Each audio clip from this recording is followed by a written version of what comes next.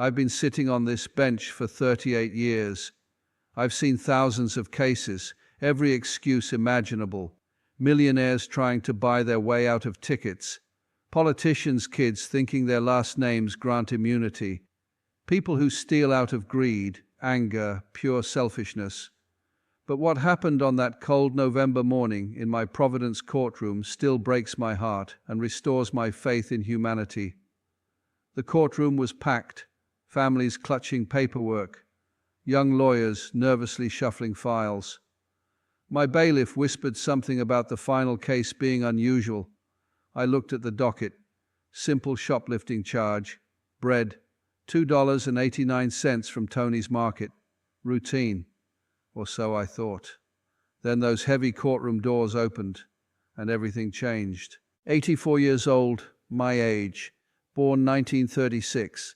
We came into this world during the Great Depression, witnessed the same history, but our lives couldn't have been more different. He was pulling a beat-up shopping cart, wheels squeaking, covered with a faded green tarp. Army jacket over 2 sweaters, patched pants, boots held together with duct tape, everything he owned in that cart. But despite the obvious poverty, he carried himself with dignity, removed his worn baseball cap respectfully, stood as straight as his aged body allowed, looked me directly in the eyes without shame, just quiet dignity. There was something about him, something that told me this wasn't just another case. My clerk called his name, Robert Anthony Martinez. Bobby. He stepped forward, gripping his walking stick, keeping his other hand protectively on that shopping cart, like he was guarding the most precious thing in the world. Shoplifting.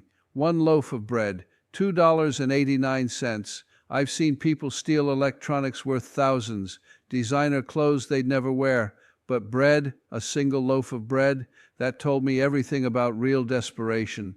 I asked him how he pleaded. His voice carried the weight of someone who'd lived through hell. Guilty, he said. Simple as that. No excuses, just guilty.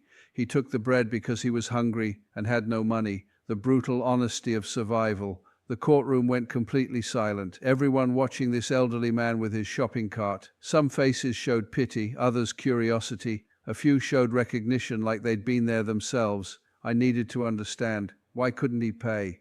He'd been homeless for 6 years, living on the streets of Providence, sleeping in doorways, under bridges, trying to find work, but at his age, businesses looked right through him, invisible. Same age as me, 2 men born the same year, one sitting on the bench of justice, wearing robes of authority, the other standing before it, homeless and hungry, the randomness of fate. I had to ask, did he serve our country? The transformation was immediate and profound. Bobby straightened up with military bearing that decades of hardship couldn't erase. His shoulders went back, his chin lifted, his eyes focused with the intensity of a Marine who'd seen combat. Yes, United States Marine Corps. Vietnam, 1968 to 1970. 3 tours of duty, 3 tours. Most men did 1 tour and came home broken, haunted, changed forever. This man went back twice more, volunteered to return to hell because his brothers were still there. Throughout this exchange, I noticed his grip on that shopping cart never loosened, not once. His knuckles were white from the pressure. He was guarding something more valuable than gold. I stood up from my bench and walked around to the front. This wasn't about the law anymore. This was about understanding a human being, about seeing the person society had rendered invisible. Bobby served 3 tours in Vietnam, 20 years old when he shipped out to Da Nang. Thought he'd do 1 tour and come home, but they kept extending him.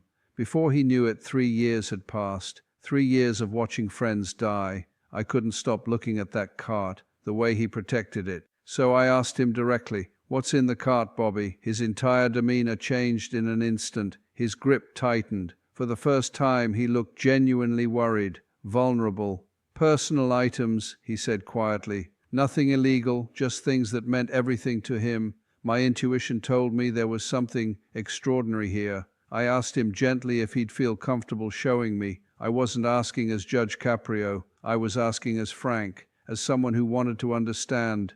Bobby looked around at the 50-plus people watching. His hands trembled. "People might think he'd lost his mind," he finally said. "Think the war broke something in his brain." I've been on this bench for 30 years, I told him. I've never thought someone was broken for caring deeply about something. Please, Bobby, show us what matters to you. Bobby took a deep breath that seemed to come from the very depths of his soul. Slowly, with shaking hands, he pulled back that green tarp.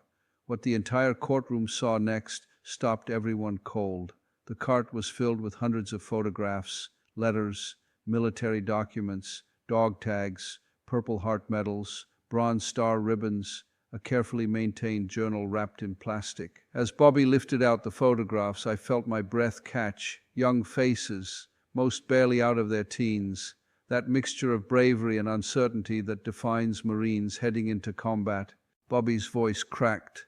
Every Marine from his 3 units who didn't make it home from Vietnam, he'd been carrying their pictures, their letters, their stories for over 50 years. The courtroom fell into absolute silence, sacred silence. Bobby lifted out photograph after photograph. Lance Corporal Danny Reeves from Oklahoma, 19 when he died in the Tet Offensive.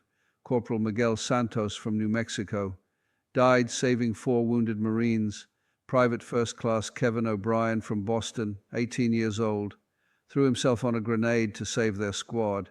As Bobby shared each story, people throughout my courtroom began to cry, real sobbing. These weren't just old photos, they were a mobile memorial maintained by a man who refused to let his brothers be forgotten, even at the cost of his own well-being. Bobby explained that people see him as just a crazy old homeless veteran with junk. But these boys deserve to be remembered. Their families deserve to know someone still honors their sacrifice. My eyes filled with tears as the scope of his 50-year commitment became clear. How many Marine stories? 382. Every name, every face, every story. Their final letters home, medals that never made it to families, personal effects lost in the chaos of war. He'd been their guardian for half a century. Bobby reached into the cart and pulled out a thick, worn notebook, edges frayed from decades, wrapped in plastic. This is their book. Every story, every detail about their lives, dreams, deaths, families. He'd been writing in it for 53 years. I took that notebook like a religious artifact, began reading. This was extraordinary. The most comprehensive memorial to forgotten heroes I'd ever seen. A masterpiece of remembrance. But what I read next stopped me completely. Bobby had been tracking down families of fallen Marines and returning their personal effects. 216 families found over the years. Sometimes it took decades. He'd hitchhike, walk, take buses when he had money, give them their son's last letter, his medal, a picture he carried, tell them how brave their boy was, how he died with honor. I was looking at a man who had spent 53 years serving others, honoring the dead, comforting the living, all while living in poverty himself. He'd been homeless for 6 years, lost his apartment when his VA disability payments got messed up. But he kept the cart with him always. These boys needed someone to watch over them, to make sure they were never forgotten. I removed my judicial robe, walked over to Bobby, did something unprecedented in my 38 years. I knelt down in front of that shopping cart and began examining each photograph, reading each story, treating Bobby's memorial with the reverence it deserved. Then I stood and addressed my courtroom. Ladies and gentlemen, you are witnessing something extraordinary. This man has dedicated his entire adult life to honoring fallen heroes forgotten by everyone except him. Not only was I dismissing the shoplifting charge, but I was appointing Robert Martinez as honorary guardian of military remembrance for this court and community.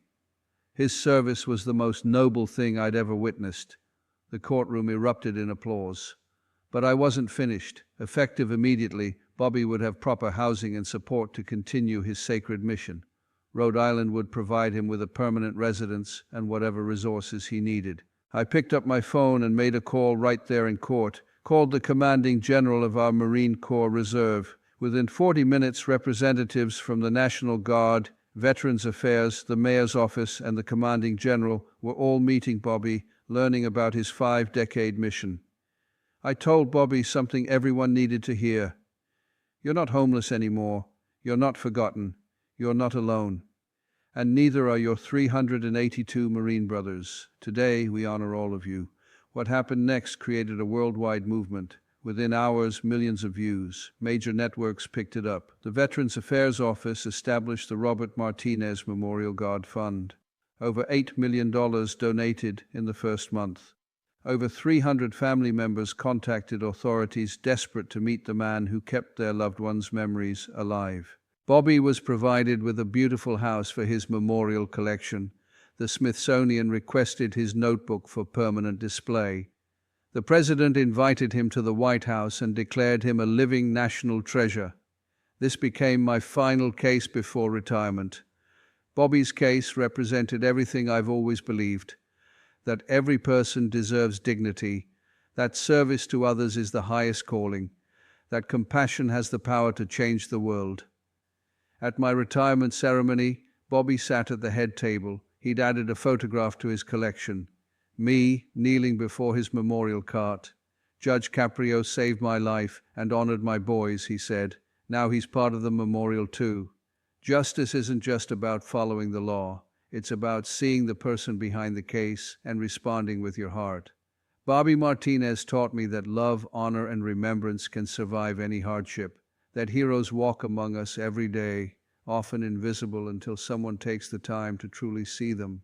Bobby didn't steal bread that day. He gave us all something far more valuable. He reminded us what it means to be faithful, to never forget, to serve without recognition, to love without condition, semper fidelis, always faithful. That's the Marine Corps motto. That's exactly what Bobby Martinez has been for 53 years. That's justice, that's honor, that's humanity. And that's why I'll never forget the day an 84-year-old homeless veteran walked into my courtroom and changed everything.